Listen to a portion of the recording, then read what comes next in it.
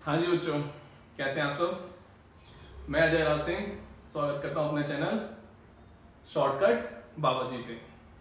आज बेटा हम बात कर रहे हैं आपके क्लासिफिकेशन ऑफ अकाउंट्स की। क्लासिफिकेशन ऑफ अकाउंट बेटा आपका सबसे पहली बात तो बहुत इंपॉर्टेंट टॉपिक है।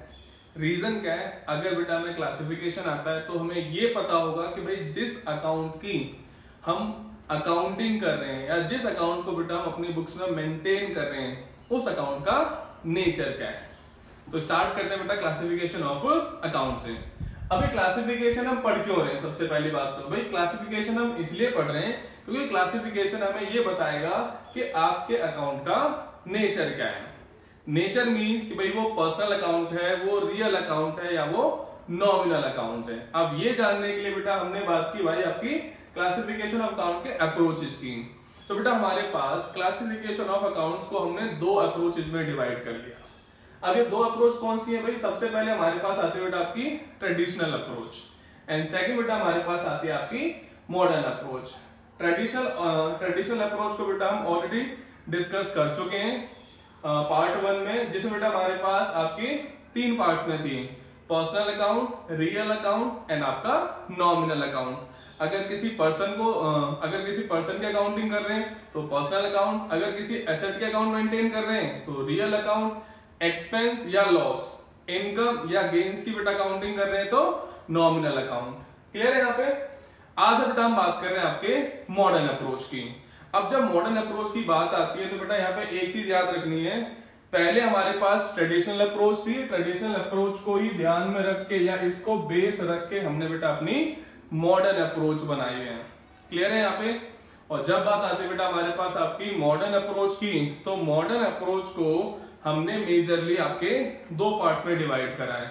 एक हमारे पास डेबिट बैलेंस और दूसरे बेटा हमारे पास आपके क्रेडिट बैलेंस। अब डेबिट बैलेंस में बेटा हमारे पास कौन कौन से अकाउंट मेंटेन किए जाएंगे, सबसे पहले बेटा मेंटेन किए जाएंगे आपके एसेट्स अकाउंट, चाहे बेटा वो आपकी करंट एसेट हो चाहे बेटा वो आपकी नॉन करंट एसेट्स हो, इनका बेटा हमारे पास डेबिट बैलेंस होगा।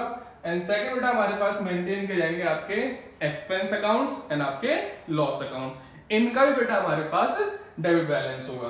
एंड नेक्स्ट बेटा हमारे पास क्रेडिट बैलेंस के रिगार्डिंग भाई कैपिटल अकाउंट्स हो सकते हैं, लायबिलिटीज अकाउंट हो सकते हैं, इनकम एंड गेन अकाउंट हो बेटा हमारे पास।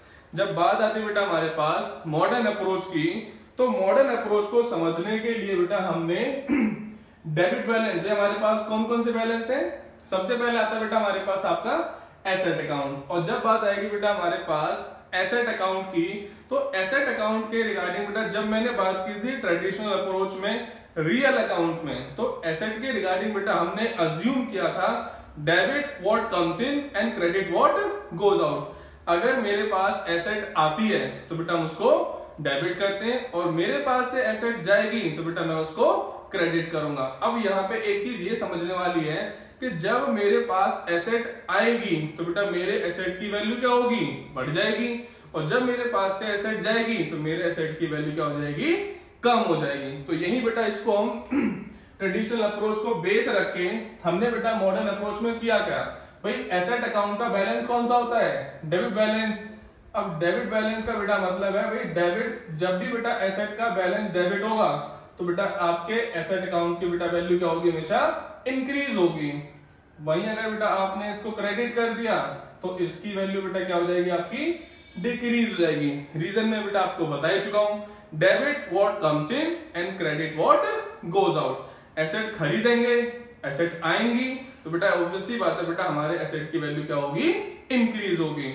अगर मैंने एसेट की बेटा मीन सोल्ड आउट कर दी या एसेट पे डेप्रीशिएट हो गई एसेट की वैल्यू, तो उससे मेरे एसेट की वैल्यू क्या हो जाएंगी, कम हो जाएंगी। तो इसलिए बेटा उसको हम क्या करेंगे, यहाँ पे क्रेडिट कर लेंगे। और जब बात आएगी बेटा हमारे पास आपके एक्सपेंस या लॉस की, जब बात आएगी बेटा हमारे पास एक्सपेंस या लॉस की, अब चाहे बेटा आप कोई एक्सपेंस अकाउंट बनाओ चाहे बेटा आप कोई लॉस अकाउंट बनाओ, तो अकॉर्डिंग टू मॉडर्न अप्रोच बेटा हमने उसको अज्यूम करा बेटा इसका हमारे पास कौन सा बैलेंस होगा, डेबिट बैलेंस होगा। डेबिट बैलेंस का मतलब भाई डेबिट करने से बेटा इसकी वैल्यू क्या हो जाएगी, इंक्रीज हो जाएगी। तो भाई क्रेडिट करने से बेटा इसकी वैल्यू क्या हो जाएगी, डिक्रीज हो जाएगी। अब मैं बेटा यहाँ पे आपको लॉजिक बता देता हूं। बात करते हैं बेटा अपने ट्रेडिशनल अप्रोच की। मैं बार बार बेटा बात कर रहा हूँ ट्रेडिशनल अप्रोच की। रीजन, पहले बेटा हमारे पास ट्रेडिशनल अप्रोच थी, उसके बाद बेटा हमारे पास मॉडर्न आई है, तो हमने ट्रेडिशनल अप्रोच को ही बेस रखा है यहाँ पे। जब बात आती है बेटा हमारे पास ट्रेडिशनल अप्रोच की, वहां हमने बात की आपसे नॉमिनल अकाउंट की, और नॉमिनल अकाउंट कहता है डेबिट ऑल एक्सपेंसेस और लॉसेस। मेरे पास कोई भी एक्सपेंस हो, कोई भी लॉस हो, उसे बेटा हम क्या करेंगे, डेबिट करेंगे। तो डेबिट करने से आपके एक्सपेंस और लॉस की वैल्यू क्या होगी, इंक्रीज हो जाएगी, और इसी के बेटा वाइस वर्सा क्रेडिट करने से उसकी वैल्यू क्या हो जाएगी, हमारे पास कम हो जाएगी। दिक्कत यहाँ पे कोई बिल्कुल भी नहीं है।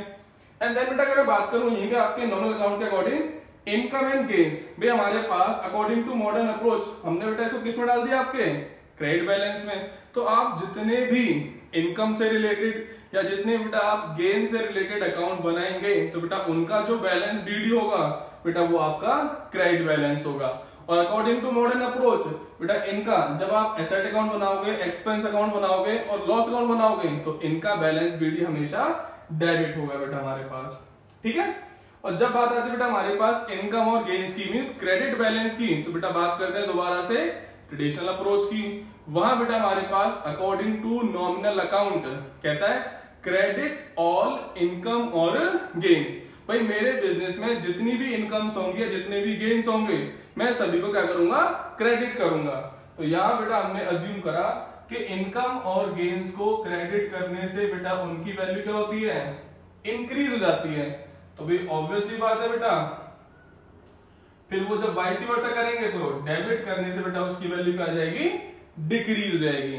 और वही बेटा हमारे पास अब कैपिटल हो या लायबिलिटीज हो, हमारे पास बेटा आपका रियल अकाउंट आ गया, नॉमिनल अकाउंट आ गया, बचा कौन सा बेटा हमारे पास, पर्सनल अकाउंट, जो कि आपके किसी पर्सन को रिलेट करता है। जब बात पर्सन की आएगी तो पर्सन के रिगार्डिंग बेटा हमने फिर से ट्रेडिशनल अप्रोच में एक अजम्पशन ली थी, debit the receiver and credit the giver. तो बेटा हमने जब इसको क्रेडिट बैलेंस अज्यूम करा, तो हमारे पास भाई जब भी किसी उधारी की बात आती है, चाहे बेटा वो लायबिलिटी हो चाहे वो कैपिटल हो, कैपिटल को भी according to business entity concept या सेपरेट लीगल एंटिटी कंसेप्ट बेटा हम क्या करते हैं, उसको एज ए लायबिलिटी ट्रीट करते हैं उसको। तो जब बात आती है बेटा हमारे पास लायबिलिटी और कैपिटल की, तो इनका बैलेंस कौन सा है, भाई इनका हमारे पास क्रेडिट बैलेंस है।